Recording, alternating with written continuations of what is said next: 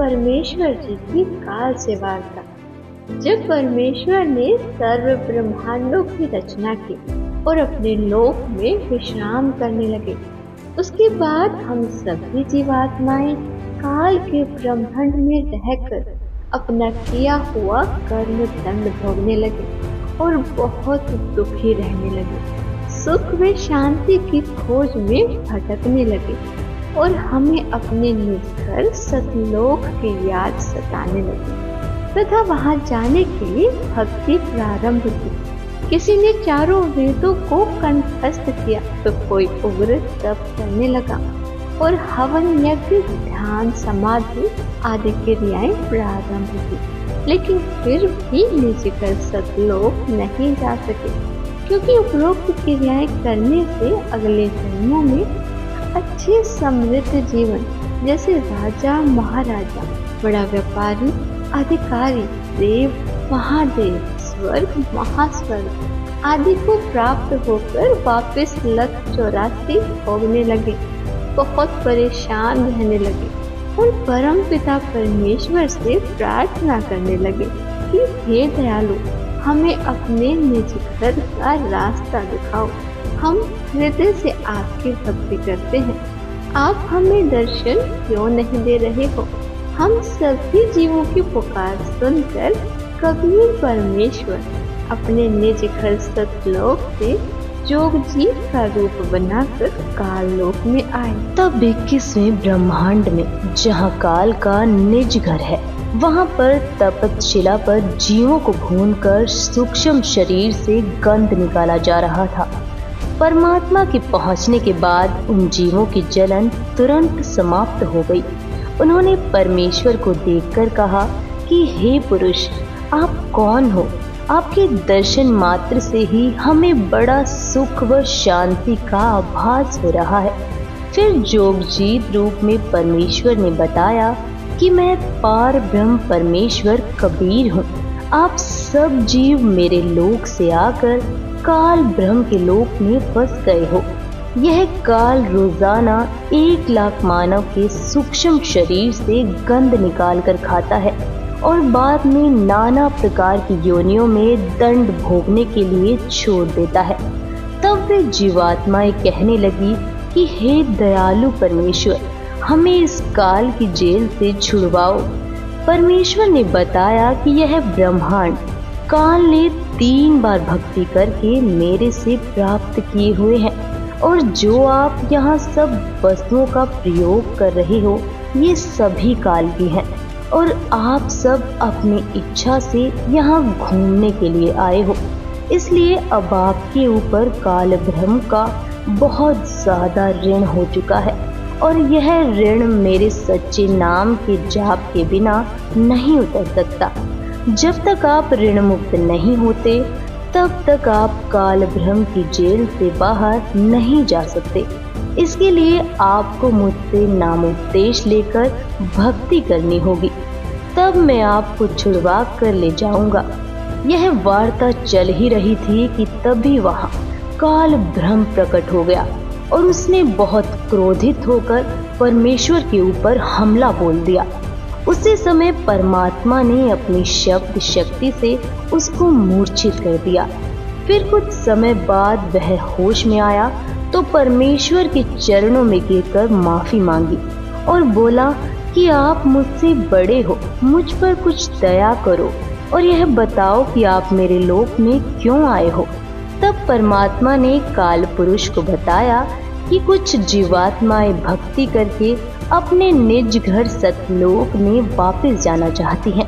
उन्हें सद्भक्ति मार्ग नहीं मिल रहा है, इसलिए वे भक्ति करने के बाद भी इसी लोक में रह जाती हैं।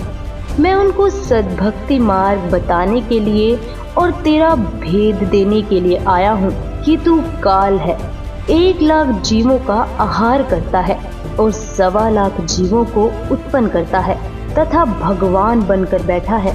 मैं इनको बताऊंगा कि तुम जिसकी भक्ति करते हो वह भगवान नहीं, काल है। इतना सुनते ही काल बोला कि यदि सब जीव वापस चले गए तो मेरे भोजन का क्या होगा?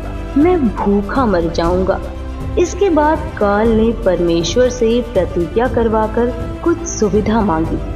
काल ने कहा कि तीनों युगों अर्थात सतयुग, त्रेता युग, द्वापर युग में थोड़े जीव पार करना। जब कलयुग आए तो चाहे जितने जीवों को ले जाना, जोर जबरदस्ती करके जीव मेरे लोक से न ले जाना। आप अपना ज्ञान समझाना, जो आपके ज्ञान को माने वह आपका, जो मेरे ज्ञान को माने वह मेरा। कलयुग में पहले मेरे दूत प्रकट होने चाहिए, पीछे आपका दूत जाए। त्रेता युग में समुद्र पर पुल बनवाना।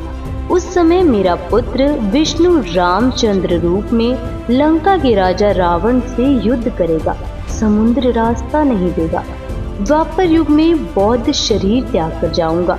राजा इंद्रदमन मेरे नाम से यानी जगन्नाथ नाम से समुद्र के किनारे मेरी आज्ञा से मंदिर बनवाना चाहेगा, उसको समुद्र बाधा करेगा। आप उस मंदिर की सुरक्षा करना। ये वचन काल ने परमात्मा से प्राप्त कर लिए। परमेश्वर ने सर्व मांगे स्वीकार कर ली और वचनबद्ध हो गए। तब काल ब्रह्म हंसा और कहा कि हे जोगजीत, आप जाओ संसार में। जिस समय कलयुग आएगा उस समय मैं अपने 12 दूत यानी नकली सतगुरु संसार में भेजूंगा। जब कलयुग 5505 वर्ष पूरा होगा तब तक मेरे दूत तेरे नाम से 12 कबीर पंथ चला देंगे।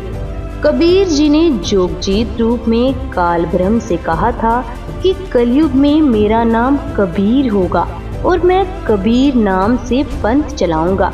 इसलिए काल ज्योति निरंजन ने कहा था कि आप कबीर नाम से एक पंथ चलाओगे तो मैं कबीर नाम से 12 पंथ चलाऊंगा। सर्व मानव को भ्रमित करके अपने जाल में फंसा कर रखूंगा। इनके अतिरिक्त और भी कई पंथ चलाऊंगा जो सतलोक सचखंड की बातें किया करेंगे तथा सत्य साधना उनके पास नहीं होगी, जिस कारण से वे सतलोक की आश में गलत नामों को जाप करके मेरे जाल में ही रह जाएंगे। काल ब्रह्म ने परमेश्वर से पूछा था कि आप किस समय कलयुग में अपना सत्य कबीर पंथ चलाओगे। कबीर जी ने कहा था कि जिस समय कलयुग 5505 वर्ष बीत जाएगा तब मैं अपना यथार्थ 13वां कबीर पंथ चलाऊंगा। काल ने कहा कि उस समय से पहले मैं पूरी पृथ्वी के ऊपर शास्त्र विधि त्याग कर मनमाना आचरण करवाकर सभी को शास्त्र विरुद्ध ज्ञान बताकर झूठे नाम तथा गलत साधना के अभ्यस्त कर दूंगा। जब तेरा 13वां अंश आकर सत्य कबीर पंथ चलाएगा उसकी बात पर कोई विश्वास नहीं करेगा, उल्टे उसके साथ झगड़ा करेंगे। कबीर साहिब जी ने अपनी वाणी में बताया है कि सतयुग, त्रेता युग, द्वापर युग में भी मैं ही आया हूँ। सतयुग में सत्सुकृत कहतेरा, त्रेता नाम मुनीन्द्र मेरा, द्वापर में करुणा में कहाया, कलयुग नाम कबीर धराया। बहुत जीवों को सतलोक लेकर गया लेकिन इसका भेद नहीं बताया। अब मैं कलयुग में आया हूँ और काल से मेरी वार्ता हुई है। काल ब्रह्म ने मुझसे कहा कि अब आप चाहे जितना जोर लगा लेना, आपकी बात कोई नहीं सुनेगा। प्रथम तो मैंने जीव को भक्ति के लायक ही नहीं छोड़ा है। उनमें बीड़ी, सिगरेट, शराब, मांस आदि दुर्व्यसन की आदत डालकर इनकी वृत्ति को ही बिगाड़ दिया है। नाना प्रकार की पाखंड पूजा में जीवात्माओं को लगा दिया है। दूसरी बात यह होगी कि जब आप अपना ज्ञान देकर वापिस अपने लोक में चले जाओगे तब मैं यानी काल अपने दूत भेजकर आपके पंथ से मिलते जुलते 12 पंथ चलाकर जीवों को भ्रमित कर दूंगा। महिमा सतलोक की बताएंगे, आपका ज्ञान कथेंगे, लेकिन नाम जाप मेरा किया करेंगे, जिसके परिणाम स्वरूप मेरा ही भोजन बनेंगे। यह सभी बात सुनकर कबीर साहिब जी ने कहा कि आप अपनी कोशिश करना, मैं सतमार्ग बताकर ही वापस जाऊंगा और जो मेरा ज्ञान सुन लेगा वह तेरे बहकावे में कभी नहीं आएगा। सतगुरु कबीर साहिब जी ने कहा कि हे निरंजन, यदि मैं चाहूँ तो तेरे सारे खेल को क्षण भर में समाप्त कर सकता हूँ, परंतु ऐसा करने से मेरा वचन भंग होता है।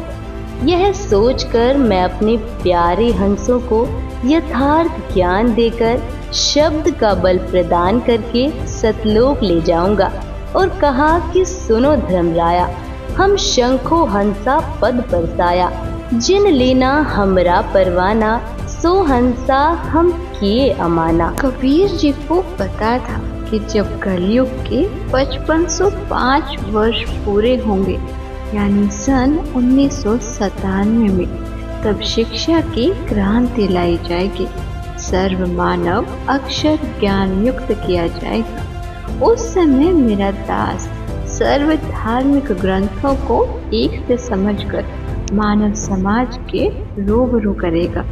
सर्व प्रमाणों को आंखों देखकर शिक्षित मानव सत्य से परिचित होकर तुरंत मेरे 13वें पंथ में दीक्षा लेगा और पूरा विश्व मेरे द्वारा बताई भक्ति विधि तथा तत्व ज्ञान को हृदय से स्वीकार करके भक्ति करेगा। उस समय पुनः सतयुग जैसा वातावरण होगा। आपसी राग द्वेष, चोरी चारी, लूट ठगी कोई नहीं करेगा, कोई धन संग्रह नहीं करेगा, भक्ति को अधिक महत्व दिया जाएगा।